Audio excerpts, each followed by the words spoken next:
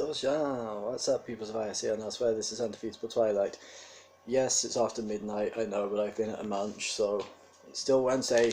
Remember, the day doesn't end till I go to bed, so it still counts. The only people who are watching this are going to be watching it on Thursday evening anyway, if that, so. Chapter 24. Let's do it. It is a mistake to think you can solve any major problems just with potatoes. For instance, there was once an insanely aggressive race of people called the Scholastic Armour Fiends of Striterax.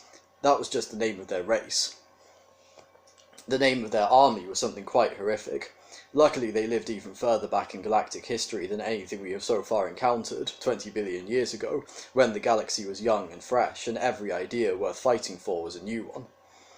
And fighting was what the Scholastic Armour Fiends of Striterax were good at, and being good at it, they did it a lot. They fought their enemies, i.e. everybody else. They fought each other.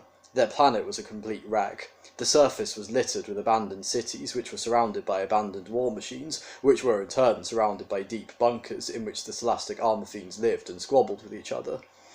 The best way to pick a fight with the Scholastic Armour Fiend of Striterax was just to be born. They didn't like it, they got resentful, and when an Armour Fiend got resentful, someone got hurt.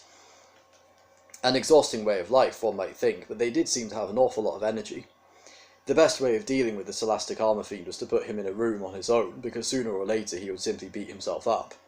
Eventually they realised that this was something they were going to have to sort out, and they passed a law decreeing that anyone who had to carry a weapon as part of his normal Scholastic work, policemen, security guards, primary school teachers, etc., had to spend at least 45 minutes every day punching a sack of potatoes in order to work off his or her surplus aggression.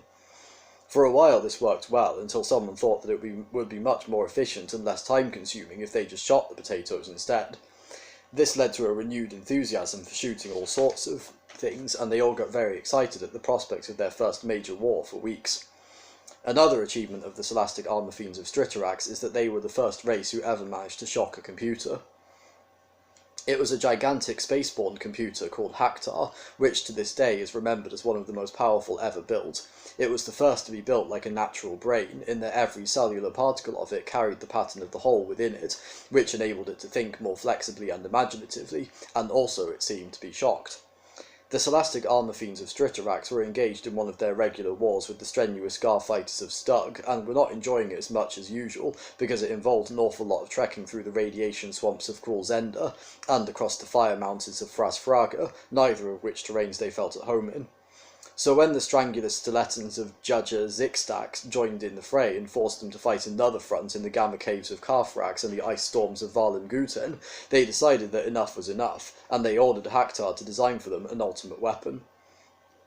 "What do you mean," asked Hactar, "by ultimate?" To which the Scholastic Armour Fiends of Striterax said, "Read a bloody dictionary," and plunged back into the fray. So Hactar designed an ultimate weapon.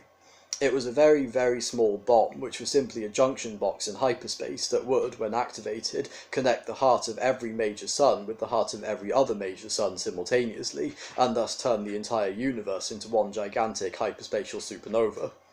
When the Scholastic Armour Fiends tried to use it to blow up a Strangular Stileton munitions dump in one of the Gamma Caves, they were extremely irritated that it didn't work, and said so.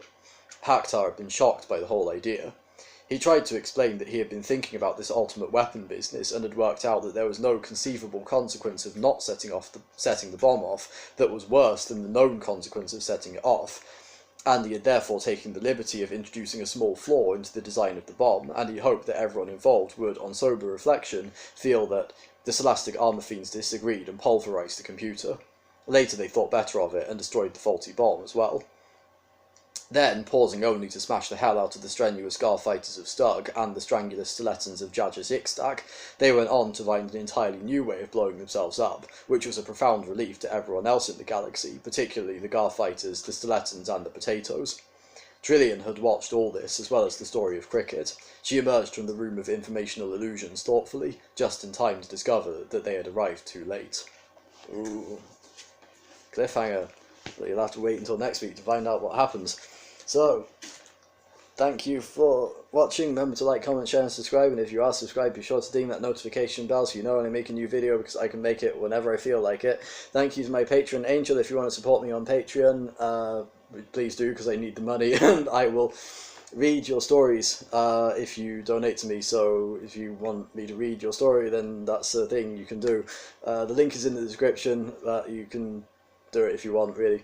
But I'll see you again next week. Take care of yourselves and each other. Love and peace.